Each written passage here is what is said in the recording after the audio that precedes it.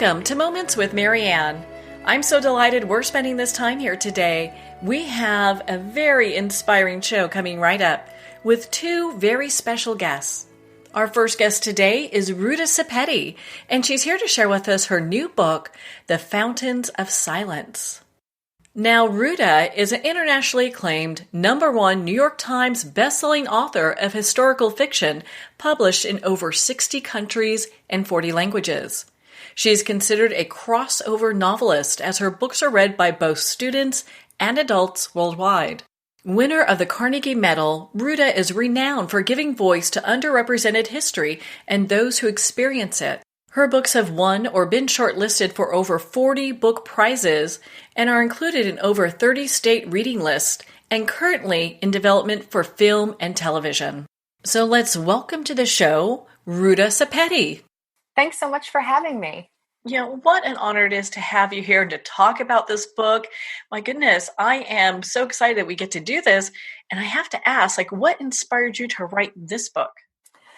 Well, my books are published, thanks to my publisher, in over 60 countries. And years ago, when I was on tour for my first novel in Spain, the Spanish readers, they were so full of compassion and empathy for the hidden history in my novels, and also the people who had experienced that history. And it inspired me to ask them, well, tell me about, your history and the Spanish Civil War. And they immediately insisted that it was too difficult for an outsider to understand. And more so, it was too painful to discuss. And that broke my heart because I think that, when history remains hidden in the shadows, those who experience the history, they feel like the world has forgotten them. And it really inspired me to dig into the Spanish Civil War and specifically post-war Spain and the dictatorship of Francisco Franco. So when you were doing the research for this book, how long did it take for you to really find the thread that led to The Fountains of Silence? Well, my other novels, they all have threads of my personal family history. So I could write those books from the inside out, so to speak. But because I am not Spanish, I had to find a way to write this book from the outside in. And I spent over 7 years researching and writing, trying to find that thread, so to speak. And the thread came when I realized that during the dictatorship, although most countries would have nothing to do with Franco, there was one country that was doing business with the dictator, and it was the United States. And so that became my thread, an American in Spain in 1957. So when we look at the writing of The Fountains of Silence, you can tell there's a definite love of Spain that you have incorporated in this. So was it your first time you went to Spain, you're like, oh my God, I love this place, it's amazing? Or was this something that developed for you over time? I loved Spain instantly. But like many people, I was visiting Spain and enjoying all that Spain had to offer without truly understanding the country's history and what the people of Spain and Basque Country and Catalonia had been through. And so I kept going back. And when I told people, oh, I'm writing a novel that's set, during the Franco dictatorship in Spain in the 50s, there were a few people who said, oh, I love Spain. Oh my goodness, wine and sunshine and flamenco. And they said, but remind me, who's Franco? And this really made an impression on me because when we think of dictators, we think of Hitler and Stalin and Mussolini, but we don't know much about Franco. So to your point, I was visiting Spain and I had been many times, but it was only really when I started to write the book that I was investigating Franco. But oh boy, yes, twist my arm to go and spend, time in Spain. I rented an apartment there. I traveled all over the country. The book is set in an old hotel. And a hotel is a house of secrets, and the hotel is still there. And so I spent a lot of time in that hotel, digging. Well, we talk about, you talk about the love that you have for the country and the research that you did. Was there anything that surprised you in your research that really was pivotal in your writing? Yes. Actually, the theme of silence After the Spanish Civil War, Franco came to power and ruled for 36 years. And during that time, there was no freedom of speech. There was no freedom of the press. There was no freedom of religion. There were no equal rights. Women didn't have a right to a passport or to open a bank account without special permission. And people who were from families that had opposed Franco during the war, they were in particular peril. And feared, some, sort of retribution but what surprised me most was when I learned that it's estimated that hundreds of thousands of children were possibly stolen at birth from parents who didn't align with Spanish fascism, and they were gifted and sold to families that did align with Franco's regime. And that was just incredible. And when I started researching it and learning that there were adults who, on their parents' deathbed, their parents were telling them, I love you, and you are my child, but you're not my birth child. I bought you, and there's a possibility that your parents are still alive. And that really just shocked me. That is a shocking, piece of history to discover.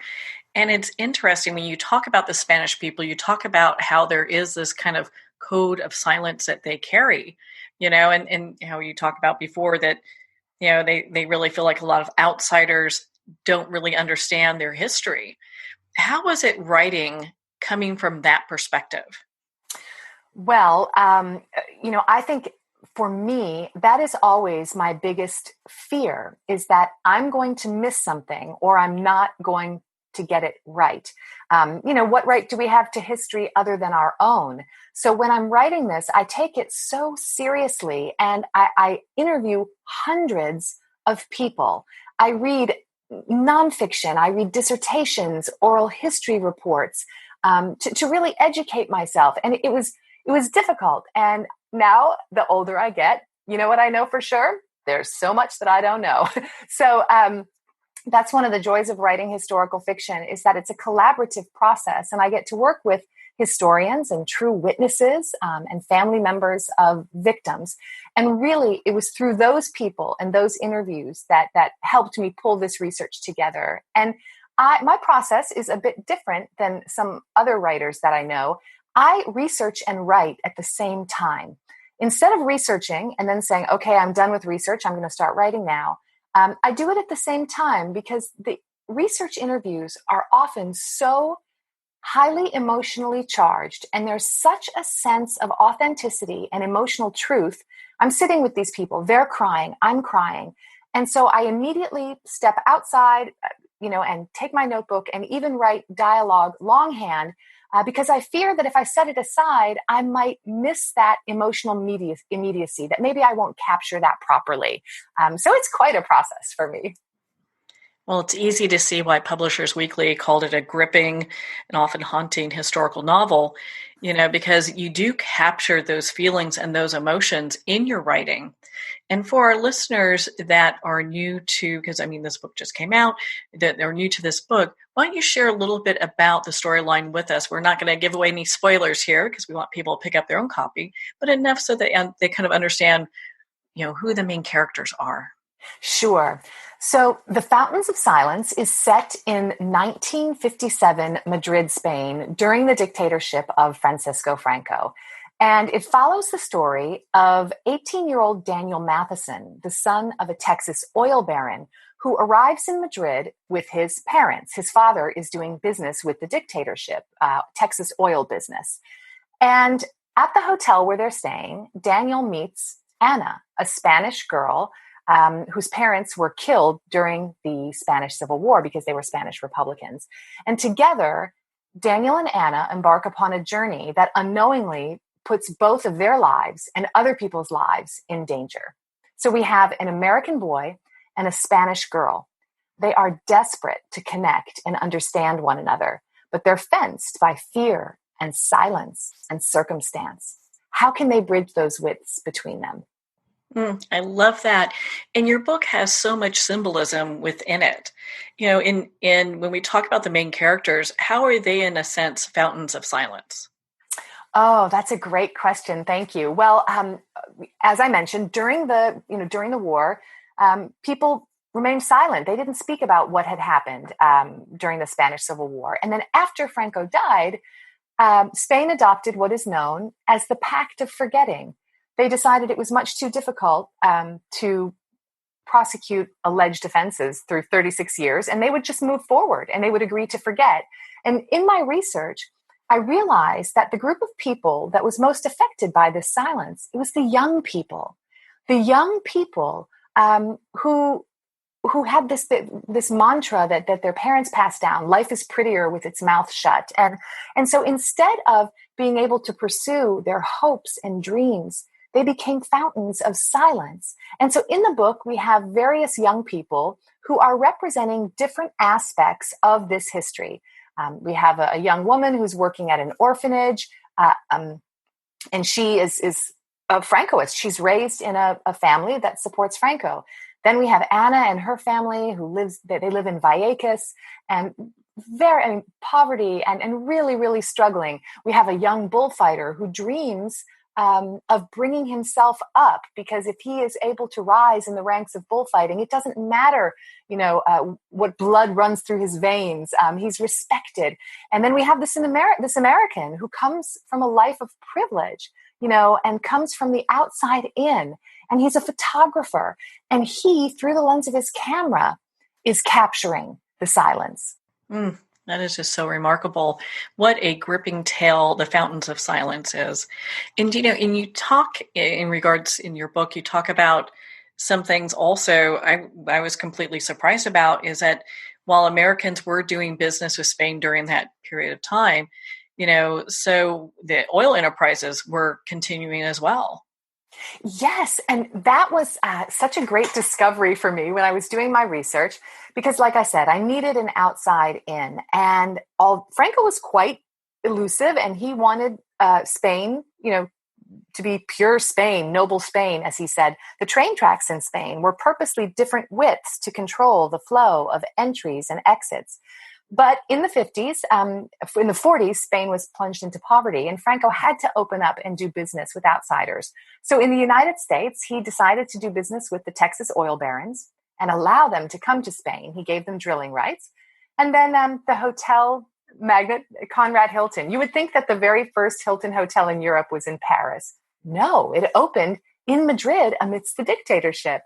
And then the United States, we needed a position against the Soviets during the Cold War, a geographical position, and Franco allowed the U.S. to open a few air bases in Spain.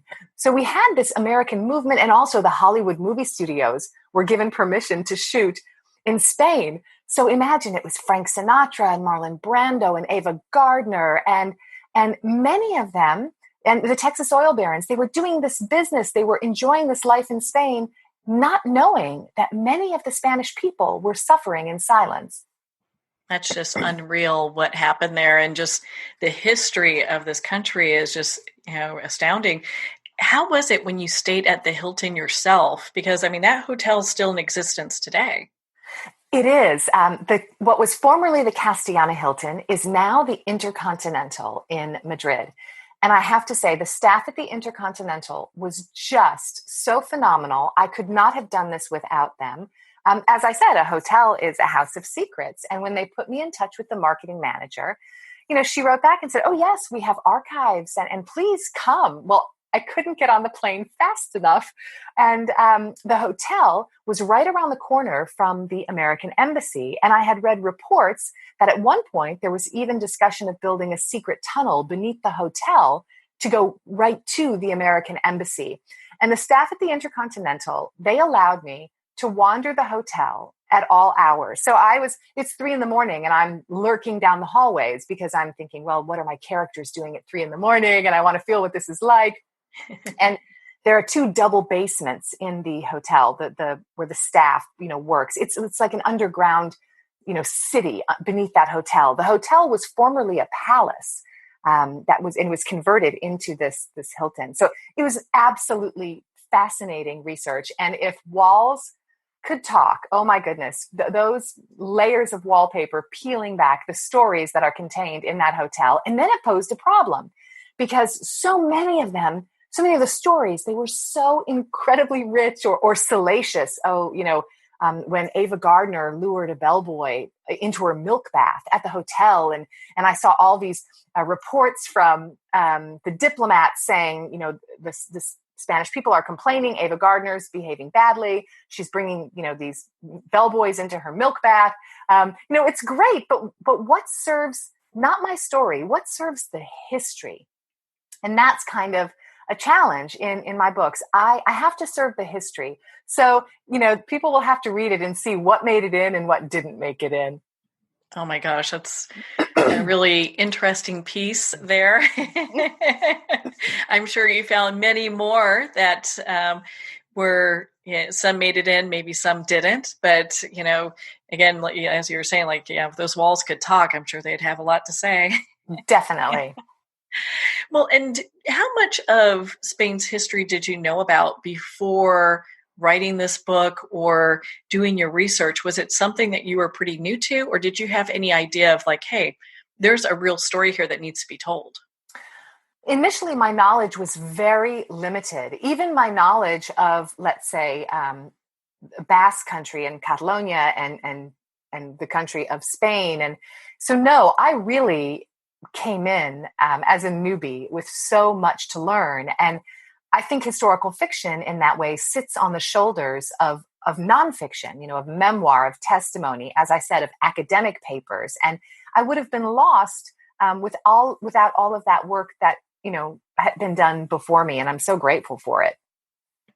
When you talk about your writing process, how you were doing your research in parallel with writing the book, was this something that you took 6 months and just did it? I know you said it was over a 7-year period, or is it piece by piece by piece as you went? It's a bit piece by piece. History provides a general outline for my novels. I have to stick to dates and places. My creativity will come in the characters. So as I'm interviewing people, I am pulling threads from those interviews and weaving them together to create composite characters. And in doing so, my hope is that I'm representing a broader human experience by pulling these threads together. So I'm pulling together threads of characters, I'm making notes, and I put a beat list together of what I consider to be emotional hits, things that I know have to be included in the story. So I have my historical framework, I'm putting together characters, and then I'm building a plot through those emotional beats. And then I pull it all together. And I know many authors work in a program called Scrivener, which for me would make so much sense, but I've never done it that way. So if you can imagine, I have all of these separate pieces, but my one mothership is I start a journal for every single novel. And in that journal, I put my research notes, my impressions, my feelings. And then as I'm writing, I go back and I read that journal almost as if it's a book itself. And then I'm carrying forward pieces of that journal into the manuscript. So it's really a very organic kind of process. And I tell people that I'm not a writer, I'm a rewriter. I rewrite my books and revise them so many times. I read the text aloud, listening for rhythm and flow. How can I find one word to substitute for 3 words? I want an economy of phrasing because these days, people don't have a lot of time. I want them to be able to read through the book at a very fast pace. I want to create a heartbeat in the story that pulls them through. Well, you definitely did that very well. Once I picked up your book, I could not put it down. It is a page turner. Oh, yes, you did a beautiful job with that. And I love how you also pull in and you mentioned this when we first started this discussion in regards to just the period of time, what it was like for women as well. Because, there are some comments in there that I think, the generations we have today wouldn't really understand or resonate with when we talk about women. You're prettier with your mouth shut, and these kind of things. It's like, wow, okay, there's an equality difference there as well. Yes. And actually, in reading through some of the textbooks from the time period, and understand I also needed an interpreter because I don't speak Spanish. I can read a little bit, but for accuracy's sake, I needed an interpreter. And when I read through some of the textbooks of the time period and read the teachings and what was being said to young women and with regard to their place in the world. These teachings that said, never ever pretend to be equal to a man, and these things, I found them so fascinating that I decided that I was going to weave them into the book to give the reader, as you're going through between chapters, sort of context for what was going on. And I did that with these interstitials from the textbooks, but I also did them with some of, let's say, news clippings or oral history reports from the diplomats who were in Spain at the time. And what's interesting is it not only gives the readers in the United States an insight, but when my Spanish publisher read the book, my publisher in Madrid, they said, "Oh my goodness, we had no idea that this was the perspective of the United States." So I think it was illuminating on both sides. That has to be so exciting to get that feedback that they're kind of going, wait a minute, we're learning something new here, It lets you know you did your research well. Yes, it does. And, there's this awkward time of, I'll call it suspension, when the novel is done, but it's not out. And as you can imagine, I turn in my books a year or 2 years before they're actually published. And in that time period, as a writer, and I don't think that this is unique to me, all of this doubt can set in.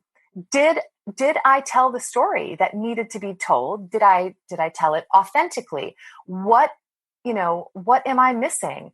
And how will people perceive this? And I don't mean in insecurity about reviews but it's just this time of suspension where this elastic time period. And so getting that feedback from my Spanish publisher, it was so validating. It was such a happy day. I can imagine. Was there ever a time where you wanted to grab the manuscript back from the publisher and say, hey, I need to do a little bit more rewrite here and just kind of add more to it? Or once it was in, you were done? Well, because I'm such a notorious rewriter, I mean, I rewrite the books literally hundreds of times. And I have to say, I'm so grateful to my U.S. publisher, Philomel, which is a division of Penguin Random House. My editor allows me that breathing room, and she also is very meticulous. And so by the time we say, you know what, this is done, it really is done.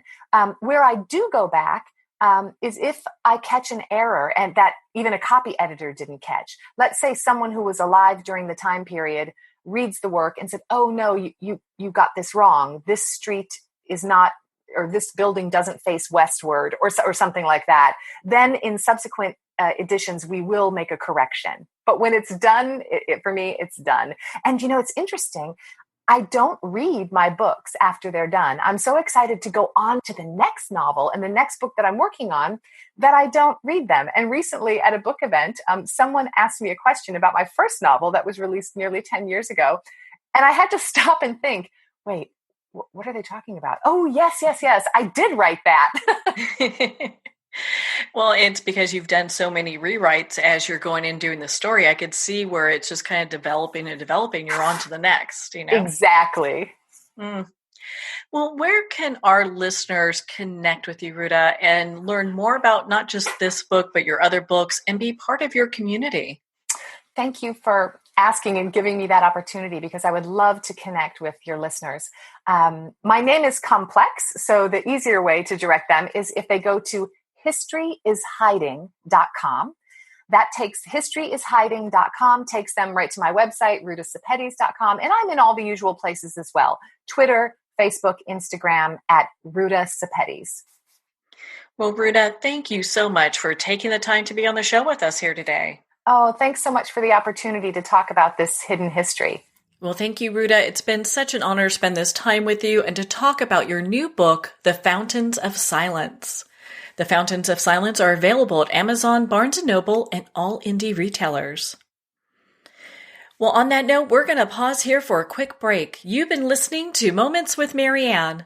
We'll be right back after these messages.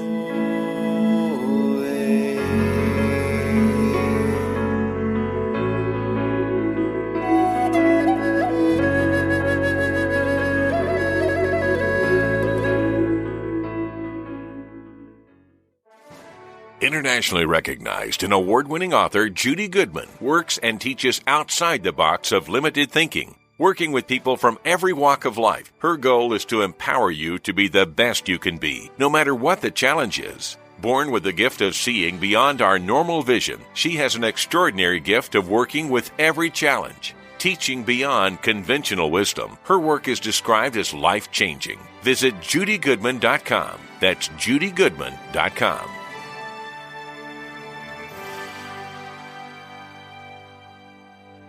There comes a moment when you realize you're somewhere special, when you discover that each beautiful creature that you see has been rescued from a life of absolute horror and brought to this incredibly free place. Here's where their lives were forever changed and where yours will as well. Discover over 500 tigers, bears, and lions at the brand new visitor center at the Wild Animal Sanctuary just outside Denver. For more information, visit wildanimalsanctuary.org. Discover true freedom at the Wild Animal Sanctuary.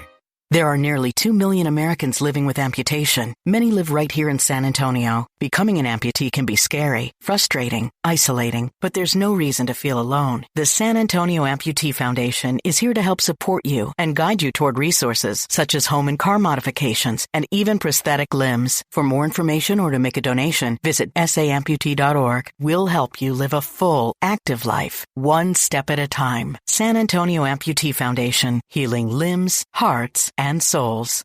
If not me, then who? This ethos is driving the Travis Manion Foundation to empower veterans and families of fallen heroes to develop character in future generations. In 2007, Marine First Lieutenant Travis Manion was killed in Iraq while saving his wounded teammates. Travis's legacy lives on in the 5 words he spoke before leaving for his final deployment. If not me, then who?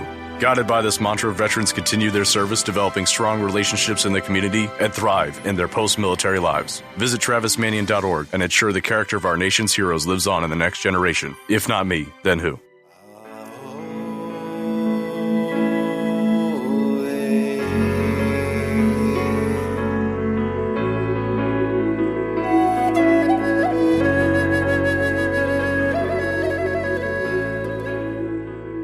Welcome back to Moments with Marianne. Our next special guest today is Abbi Waxman, and she's here to share with us her new novel, The Bookish Life of Nina Hill. Now, Abbi was born in England in 1970, the oldest child of 2 copywriters who she says should never have been together in the first place.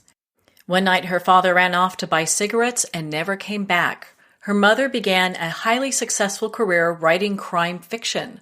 She encouraged Abbi and her sister Emily to read anything and everything they can pull down from the shelves, and they did.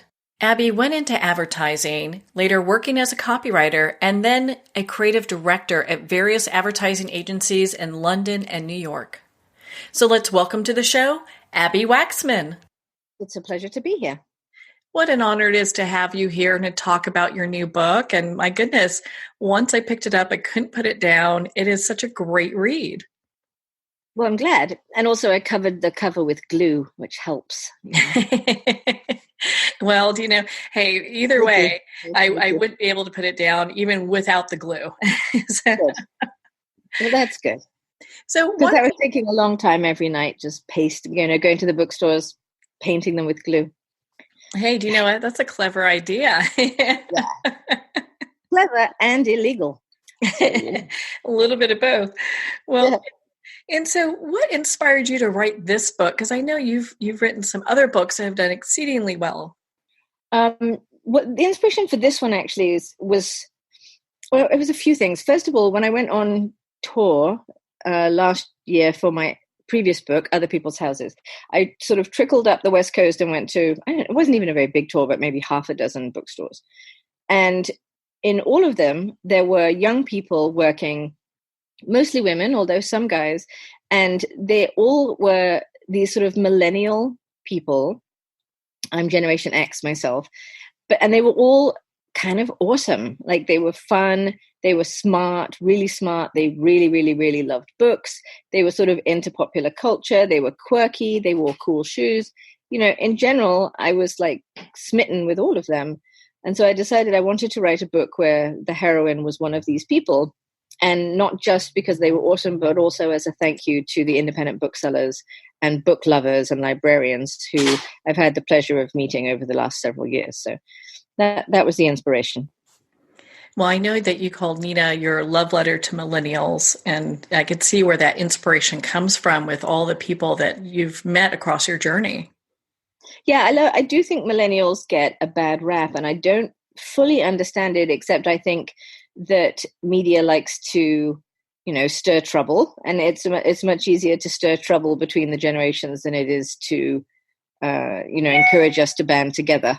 So I suspect that is what is at play. But from my experience, millennials are very well read, very immersed in popular culture, very able to sort of meta-analyze what they read and see. So they'll go see a movie, then they'll go online and read several different analyses of that movie. They'll discuss its parallels with literature or its parallels with TV shows. Like, they just are very meta about these things. And I really like that. I think it's really fun.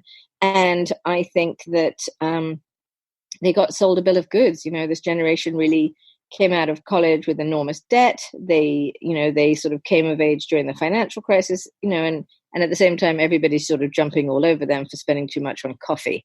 So it's, I don't know, I like to protect the underdog. And at the moment, millennials are being treated like the underdog. But that's okay, because they'll take over soon enough and push us all out to sea on a log. Isn't that the truth? And I wouldn't blame them. I really wouldn't. Make a raft, stick all the boomers on the raft, and then the Generation X shortly behind, and just push us out to sea. Well, you probably are saved, considering you wrote this book and it's a love letter to them. So they probably will let you hang out with them. Well, I think they'll take it into consideration. Whether it will give me a full pardon, who knows? Well, why don't you share a little bit about the bookish life of Nina Hill for our listeners? Okay, so Nina is a young woman who is quite shy and introverted, but who also has a life. She's not a shut-in or a recluse. She works in a bookstore. She has a trivia team. She has book clubs she attends, but she also is very careful to protect her alone time in order to be able to sort of, get her energy back. She finds being with a lot of people quite tiring. And she has her life at the beginning of the book really where she wants it. She's an avid planner user, and she likes to prescribe her activities down to the last minute of every day.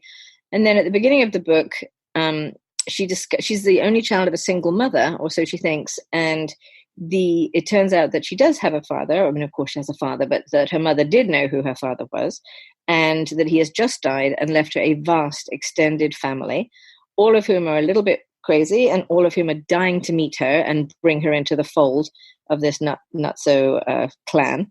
And of course, there couldn't be anything worse as far as she's concerned. It's a complete disaster.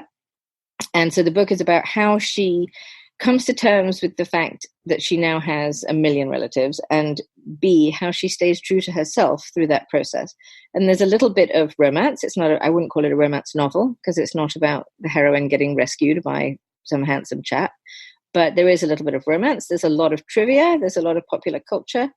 And that's really it. I hope that people like it.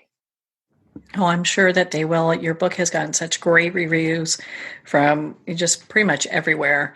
And so it's definitely a book worth picking up and reading. And I love how you talk about, Nina being like this self-proclaimed introvert, but, it's interesting because I think your book also leans towards people who are extroverts being able to enjoy reading as well. Yes. I mean, I think that this is the wonderful thing about books, of course, is that it doesn't, a book doesn't care whether you like to stay in or go out, right? It doesn't really, it just exists for you. And so whether you one of those people who loves to go out and be surrounded by a lot of people energy, or whether you're one of those people who likes to stay in and read in peace, it doesn't matter. The book exists equally for every kind of person. And Nina is an introvert, but she is not antisocial. She likes people. She likes to hang out with people. She just finds it a little bit tiring. And I think that's true for a lot of people. And I think that there is a tendency to view introverts as, and I think I've said this before, as failed extroverts. And that is not the case at all. You don't say that extroverts are failed introverts, but extroverts usually drive the conversation because they're so loud. And so I think introverts, get to feel a little bit embarrassed about being introverts. And I say, no, rise up quietly and separately in your own homes and claim the power of introversion. I love that.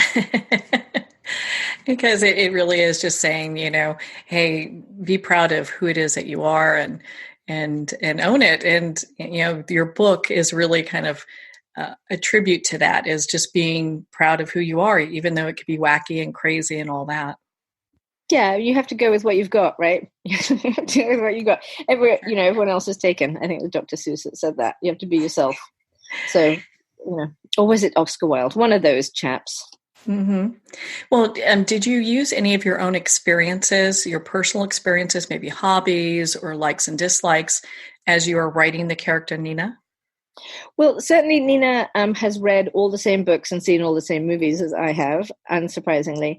And so I did definitely relax into being able to talk about movies and books as much as I wanted, which was really, really fun. Because normally you have to be sort of somewhat careful when you're writing a book not to make it too time specific. Like if you make lots of current references, then you worry that, in 10 years, anyone who picks up the book is going to be like, what's Love Island? Or whatever it is. I didn't actually reference Love Island because it wasn't out at the time. But you know what I mean? But for this book, I was just like, you know what? I don't care about this. I don't think people are going to be reading this book in 50 years. So I'm just going to go ahead and just fully embrace the moment and just let her be who she is right now at this point in time. That was really, really fun. That was really, really fun. I enjoyed it. Was it different writing the perspective of a millennial coming from a Generation X? Yes, insofar as, I was very concerned all the way through that I wasn't messing it up. But ultimately, and I'm really lucky, I have a lot of, it sounds funny, I have a lot of millennial friends. That makes me sound, it sounds a bit weird, but I have younger children, and many of their babysitters sort of got absorbed into my family. And then as they grew up, I sort of watched this generation of mostly young women come of age and then become fully adults. These are girls I knew first when they were 18 or 19. Now they're in their early 30s. And so I've watched this generation grow. And of course, the bottom line is that people are the same. The generational experiences are specific, but people's hopes and fears and dreams and interests are exactly the same. Everybody's worried, and has been since the dawn of time, that they are fulfilling a purpose, or that they are, friendly and well-liked, that they are trustworthy, that they are good people. Like, all of those things motivate everybody just the same, regardless of their generation. So that part wasn't the worry. The worry was just that I would sound like a really middle-aged person trying to sound young. But so far, the readers have said that it's fine and that it's spot on. So that's good. Got away with it. Well, and you set this storyline in the LA area. Was there a specific reason that you did that?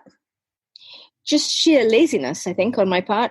I didn't want to have to travel very far to do my research. And also, I really love my neighborhood. I'm really lucky. I live in this little neighborhood, Larchmont, which is where the first 3 books are set. And it behaves in this sort of anomalously village-like way within this big city. So you walk, it has a main high street, and if you walk up the street, you will meet people you know. It just is that way. Because there is so much that you can do within the neighborhood, and so you don't need to go out of it. There's a grocery store, there's bookstores, there's ice cream stores, there's a drugstore. It's like you don't have to go very far. And so it behaves in a very interesting way, and there's lots and lots and lots of stories going on all the time, as there are in any small village. So yeah, that was, and I love LA. It gets people are snobbish about it, but I love it. Well, there are so many great parts of LA, and to have that one, that one piece pulled out and being able to write about it, because I think a lot of times people think of LA and they're like, well, they think downtown LA. They don't realize there's lots of different parts to it. Yeah, it's like in this way, it sort of resembles London, which I went to college in London, and London has been variously described as a series of small towns joined together, and LA is actually quite like that too. It's very, very spread out, and because you have to sort of you have to drive because there isn't a good public transportation system yet, you can be quite isolated. So each little neighborhood has developed quite a distinct character. The West Side is very different from the East Side. And Larchmont is very different from, Santa Monica, for example. So all of these little towns have their own character. So it's pleasant. There's lots and lots of life in LA. I think I could write, a dozen books, 20 books here and never cover the same ground. Oh, I'm sure. I don't doubt that. Well, and it's interesting in your book, Nina, also you've included pages from Nina's planner. And I'd love for you to share with us like what that says about Nina, her thought process, and what is it conveying to the reader? Well, hopefully, first of all, the planner pages, which I use to sort of separate up the days, over the sort of the span of action of the book, started out as sort of a cheat for me. I struggle with plotting and structure. I think that's my biggest challenge as a writer. And so I did it in my first book as well, use some kind of cheater's shortcut to give the book structure. I don't necessarily always think it's going to end up being in the book, but in this particular case, it did. The planner pages sort of show how she starts each day. And I think that was something I had a lot of empathy for, that you start each day thinking, okay, today I'm going to crush it. I'm going to eat healthy. I'm going to exercise. I'm going to be pleasant to everybody. You know what I mean? Like you start each day full of optimism. And then often by 2 or 3 o'clock, you're like, this is not going to work. I'm going home, I'm climbing under the bed, and I'm going to rock back and forth until the day is over. So, I think we all start out each day hopeful, and it doesn't always go the way we want. So the planner pages were a way of showing how she was starting each day. And then often you would see on the next day that she had moved some of her goals from the previous day across, or maybe she had crossed out some stuff by the end of the day. So it was just another way of showing how her mood and mental state was changing over the course of the book. And it was just fun to do. It was entertaining. Well, I'm glad that you included that because it really does give the reader kind of a point of reference for where Nina is in her mind and how things are coming together for her. Because you're right, all of us we've got all these great things on our calendar that sometimes ends up getting pushed over to the next day, next week, next month. Or never.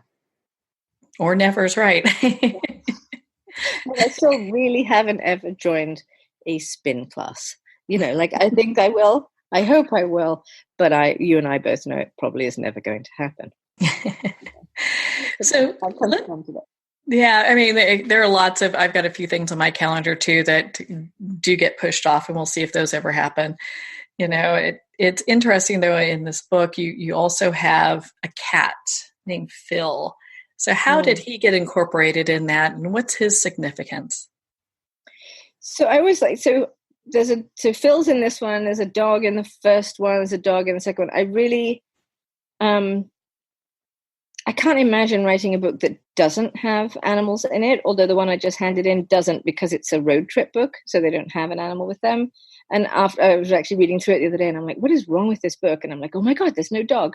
So I don't know how I'm going to solve that problem. But I love to write animal characters, and I love to write about the relationship between people and their pets, because I have a lot of animals myself, and it's very often the one relationship in my day that is always positive. There's really very little that my pet cats or dogs or chickens do that truly upsets me, and much that they do that makes me happy. So I feel like they are incredibly generous friends and companions. And so I just love to write about them, and I love to write about what they bring to each character's life.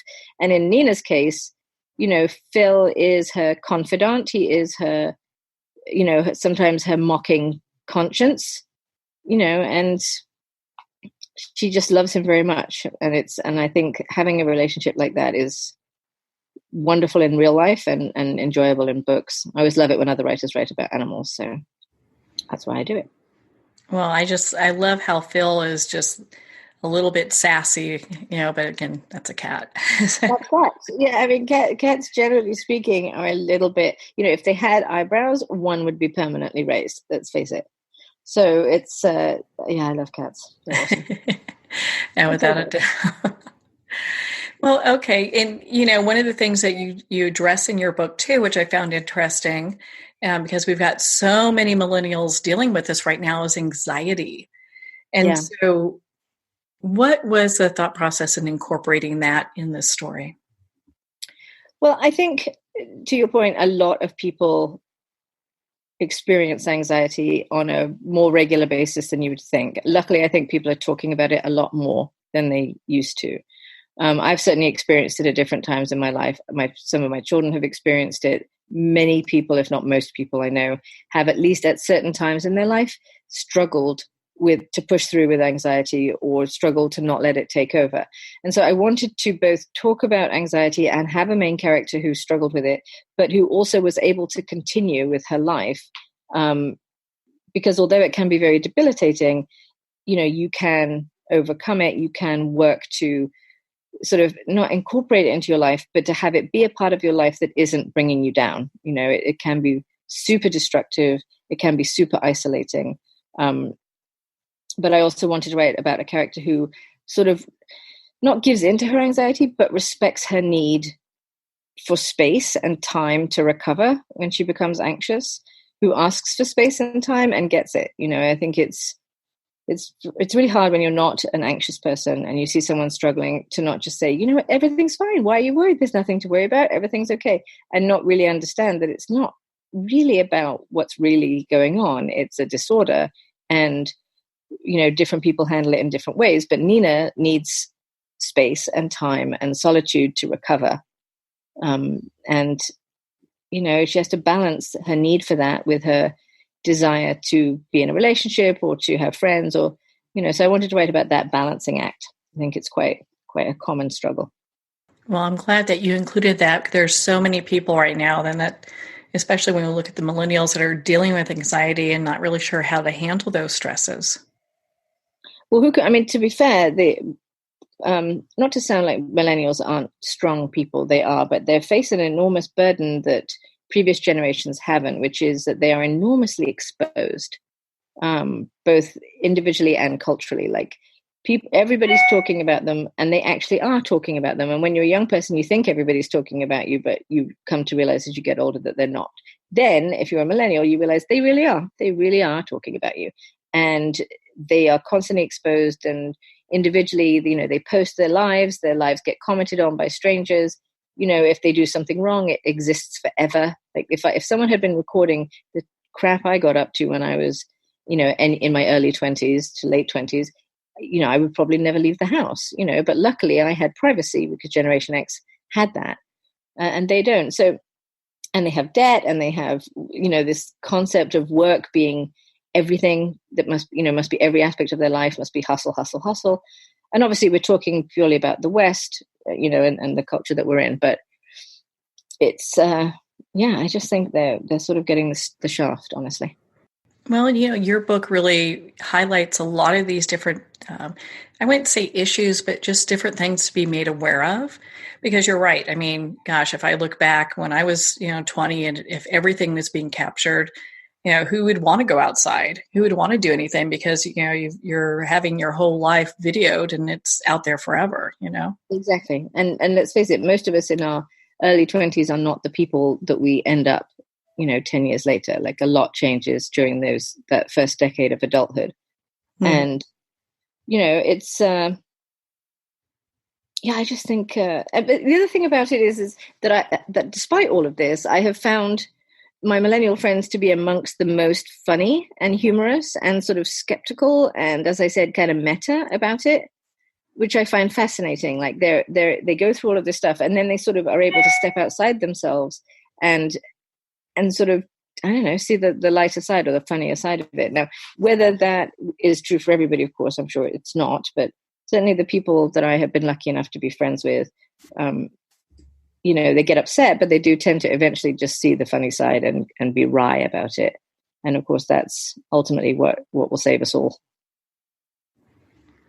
Well, and so what are some of the things that you want readers to take away from your book? Well, I hope that they, in the most obvious sense, I want them to just enjoy it. Like this is not the great American novel. This is not, deep philosophical thought this is a hopefully fun read with lots of, affection for books and the main character and fun. And so I hope at the very least it's, a day or 2 or 3 of mindless distraction. And then my job will be done. And then hopefully I hope that they will appreciate how much writers appreciate readers. Like we really, there is no point to us without them. So, I mean, I would write whether anyone was reading it or not, but that's my problem. But having people read your work and like it is the most wonderful thing. And being able to write a character who loves books as much as I do is really pure joy.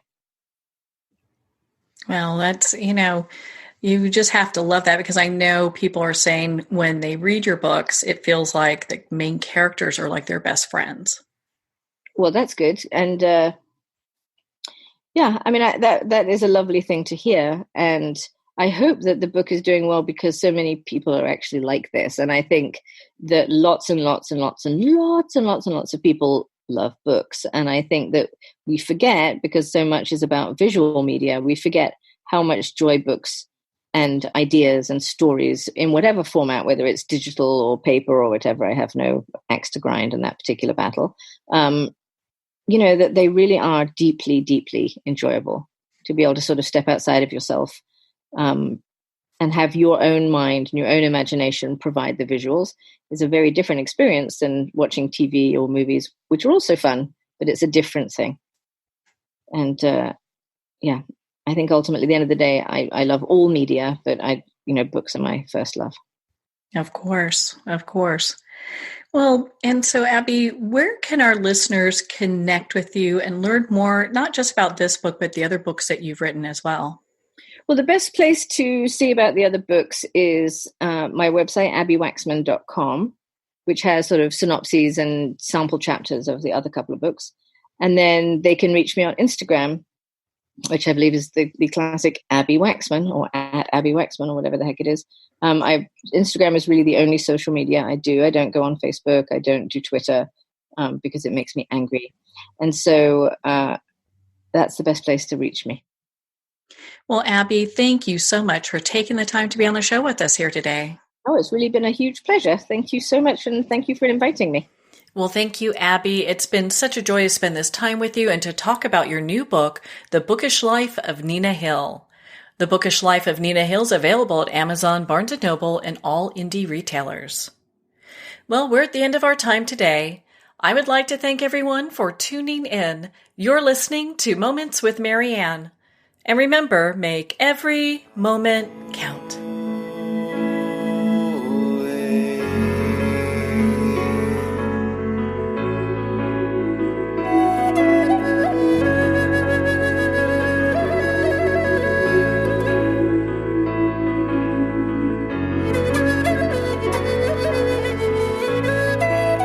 In a single moment, your life can change. Moments with Marianne is a transformative hour that covers an endless array of topics with the best of the best. Her guests are leaders in their fields, ranging from inspirational authors, top industry leaders, and business and spiritual entrepreneurs. Each guest is gifted and a true visionary, a recognized leader in her own work, and while teaching others to develop, refocus, and grow, Marianne will bring the best guest and sometimes a special surprise. Don't miss this. You never know just which moment will change your life forever. Moments with Marianne airs every Sunday, Monday, Thursday, and Friday at 8 p.m. Eastern and 5 p.m. Pacific Time. Make sure to tune in and visit momentswithmarianne.com for more information.